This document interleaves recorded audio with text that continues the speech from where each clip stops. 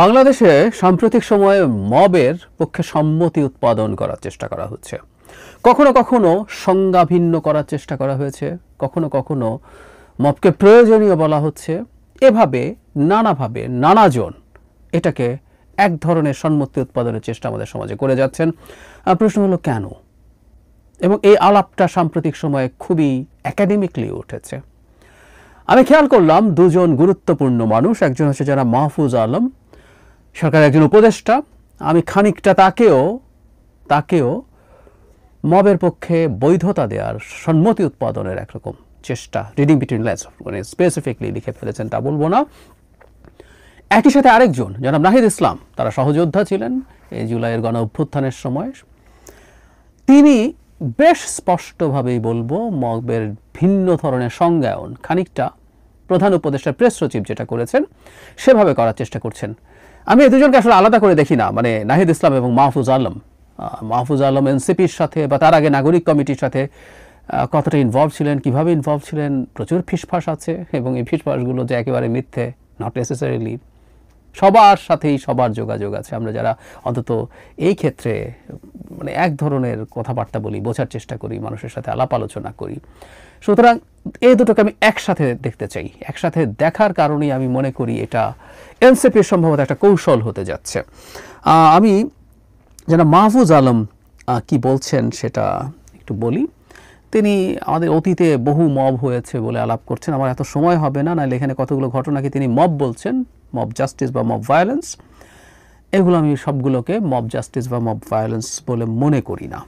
আচ্ছা, এরপর তিনি যেটা বলছেন যে সামাজিক ফ্যাসিবাদ যেটা শেখ হাসিনার সময়েরই প্রতিক্রিয়া, মানে ওটা বুঝতে হবে যে এটা না বুঝে সামাজিক ফ্যাসিবাদ ও মব মানসিকতা বোঝা সম্ভব হবে না। মানে এইসব প্রশ্ন তুলেছি যেহেতু আমরা ওই অপ্রেস ছিলাম, অপারেশন থেকে এটা বেরিয়ে আসা, তারপর এখন আমাদের এই ধরনের পরিস্থিতি তৈরি হয়েছে।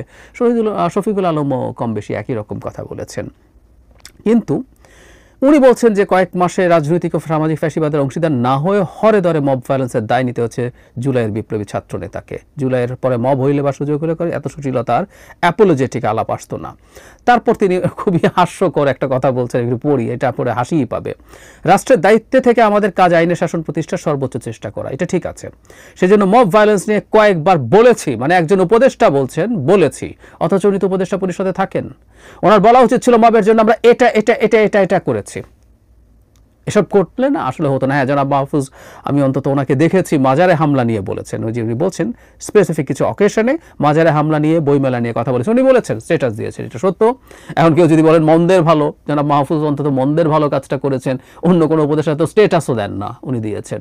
কিন্তু সরকার কি করেছে? আসলে তেমন কিছু করেনি। এবং আমি বহুবার বলেছি ধর্মের ব্যানার নামে, ধর্মের নামে যে মবগুলো তৈরি হয় এগুলো সরকারের পরিকল্পিতভাবে, এগুলোর ব্যাপারে সরকার কোনো পদক্ষেপ নেয় না, কারণ তারা এই গোষ্ঠীটাকে হাতে রাখতে চায়। আমি আসবো, এটাই এখন একটা কৌশলে পরিণত হয়েছে, সেটা আমরা বুঝতে পারি। তারপরে যেটা হয়েছে, হ্যাঁ, জুলাই বিপ্লবকে এখন আবার বিপ্লব ব্যবহার করছেন, আমি জানি না, ওনারা বলেন, ঠিক আছে, আমরা এটার দ্বিমত করি। ওখানে যেটা হয়েছে সেটাকে মব ভায়োলেন্স টাইলেন্স এগুলো বলা হচ্ছে, সেগুলো আমি একমত যে এটা হতেই পারে না, এই আলাপ তুলছেন, প্রশ্নই আসে না। এটা একটা, যদি বলা হয় আমাদের এই গণ অভ্যুত্থানের মহিমাকে ছোট করা হয়, এটা একটা স্বতঃস্ফূর্ত গণ অভ্যুত্থান, এটা মব হতে পারে না। তার পরবর্তীতে যেটা উনি একটু ওনাদের যে জুলাই বিপ্লব ছাত্র জনতাকে দায়িত্বশীল হওয়ার কথা বলছেন, কিন্তু মুজিববাদ ও আধিপত্যবাদ মোকাবেলার প্রতিরোধ গড়ে তুলতে আপনাদের সর্বোচ্চ চেষ্টা করবেন। এই যে সর্বোচ্চ চেষ্টা করবেন আধিপত্যবাদ রুখে আসার জন্য, কিভাবে? আইনের আশ্রয় নেওয়ার কথা বলছেন, কিন্তু যখন বলা হচ্ছে এগুলোই ছাত্ররা রুখে দাঁড়াবে, দিস আর দ্য প্রবলেমস। আমি বহুবার বলেছি, আওয়ামী লীগ তো নিষিদ্ধ হয়েছে, মানে তার কর্মসূচি অ্যাটলিস্ট নিষিদ্ধ হয়েছে, ছাত্রলীগ নিষিদ্ধ আছে। গতকাল বা দুদিন আগে পটিয়াতে একটা ছাত্রলীগকে তারা পুলিশের কাছে নিয়ে গেছেন। ছাত্রলীগ মানে সব হরে ধরে ফেলতে হবে? আমি অবাক হয়ে গেছি কারো যুক্তি শুনে যে সে তো নিষিদ্ধ ঘোষিত সংগঠনের সদস্য। তো তাহলে কি যেদিন নিষিদ্ধ ঘোষিত সংগঠনে কোনো কালে ছিল সবাইকে গ্রেফতার করতে হবে? ছাত্রলীগ নিষিদ্ধ, তার কোনো রাজনৈতিক কর্মকাণ্ড কেউ করছে কিনা সেটা হলে মামলা হতে হবে, তারপর গ্রেফতার হবে, তাই তো ব্যাপারটা। এমনকি এই মুজিববাদ সহ ওনারা যা বলছেন মোকাবেলার প্রতিরোধ, এগুলো প্রতিরোধ রাজনৈতিকভাবে মাঠে এগুলোর আলাপ রাখতে হবে। আবারও বলছি, এই ধরনের ঘটনা যদি কেউ ঘটায় সেটাও আসলে আদতে সরকারকে এবং প্রশাসনকে করতে হবে। উনি মবের যে সংজ্ঞা দিলেন এটাও অদ্ভুত। শেষে পুনশ্চ বলে বলছেন, মব মানে বিপ্লবী উদ্দেশ্যহীন প্রতিহিংসা ও প্রতিশোধ পরায়ণ মানসিকতা লালন করা সুযোগ সন্ধানী গোষ্ঠী। জুলাইয়ের বিপ্লবী ছাত্র জনতার উদ্দেশ্য পরিষ্কার, গণতন্ত্র ও মানবাধিকারের প্রতি তাদের শ্রদ্ধা অতুল এবং তারাই বাংলাদেশের ভবিষ্যৎ। মানে মবের সংজ্ঞা যে কেউ গুরুত্বপূর্ণ সব ডিকশনারিতে খুঁজে দেখবেন। এর সাথে প্রতিহিংসা ও প্রতিশোধ পরায়ণ হওয়ার কিছু নাই এবং বিপ্লবী উদ্দেশ্যহীন না হলেই মব হবে, বিপ্লবী উদ্দেশ্য সহ মব হতে পারে না, এগুলো একেবারেই ভুল কথা। ডিসঅর্ডারলি পিপল যদি বিপ্লবী উদ্দেশ্য থেকেও থাকে এবং তারা যদি অত্যন্ত মারমুখী হয়ে ওঠে, নিয়ন্ত্রণের বাইরে চলে যায়, এটাকেও মব বলা হয়, সংজ্ঞায় তাই বলা হয়। তিনি বলছেন যে এদের যেহেতু উদ্দেশ্য পরিষ্কার, গণতন্ত্র মানবাধিকার প্রতি তাদের শ্রদ্ধা অতুল এবং তারাই বাংলাদেশের ভবিষ্যৎ। না সরি, এখানেও খুবই ভুল কথা আছে। এগুলো সরি এভাবে বলা যায়, এগুলো শেখ হাসিনা সিনড্রোম। একটা জায়গায় মাহফুজ আলম বলেছেন যে তাদেরকে সতর্ক হতে হবে, কিন্তু তিনি বলছেন আর গণতন্ত্র মানবাধিকারের প্রতি তাদের শ্রদ্ধা অতুল না। তাদের মানবাধিকারের প্রতি শ্রদ্ধা অতুল থাকলে জুলাইয়ের যে বিপ্লবী তার ভাষায় তাদের অনেকেই এমন কাজ করেছেন যেটা গণতন্ত্র এবং মানবাধিকার পরিপন্থী কাজ হয়েছে, ফর শিওর। জনাব নাহিদ ইসলাম উনি খুব খোলামেলা অনেক কথাবার্তা বলছেন। তাকে প্রথম আলো জিজ্ঞেস করেছিল মবের বিষয়ে তার কোনো পর্যবেক্ষণ আছে কিনা।